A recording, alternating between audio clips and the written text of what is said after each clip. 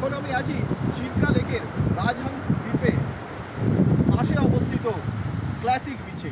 আর classic বিচটা এই যে জল দেখুন, এই দেখুন জল জল জল জল দারুণ দারুণ, একদম ক্লিয়ার জল। একটা সুদূর বিস্তৃত বিচ যার দৈর্ঘ্য 40 কিলোমিটার আর চওড়া হচ্ছে 1.5 কিলোমিটার। আর তার পাশেই বঙ্গোপসাগর যেখানে এসে মিলিত হয়েছে সেটা হচ্ছে ক্লাসিক বিচ। আর ক্লাসিক বিচের পরিবেশটা কিন্তু খুব সুন্দর, নিরিবিলি, একদম মানুষজনের ভিড় তো নেই বলা চলে। আর সুন্দর সমুদ্রের আওয়াজ, গর্জন, দূর থেকে মাঝি নৌকাগুলো মাছ ধরে ফিরছে, মাছ ধরছেও এখনো মাছ ধরছে, মাছ ধরে ফিরবে।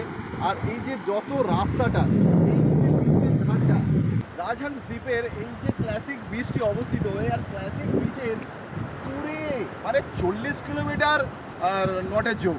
আর সেই দৃশ্য আমরা একসঙ্গে 40 কিলোমিটার দৃশ্য একসঙ্গে আমরা দেখতে আমাদের চোখের পক্ষে সম্ভব বলে মনে হয় না।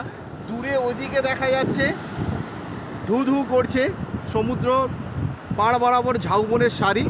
আর ঠিক তার ডান দিকটা, আমার ডান দিকটা যে দেখতে পাচ্ছেন, এই দিকটাও কিন্তু দূরে চলে গেছে, দূর বিস্তৃত হয়েছে।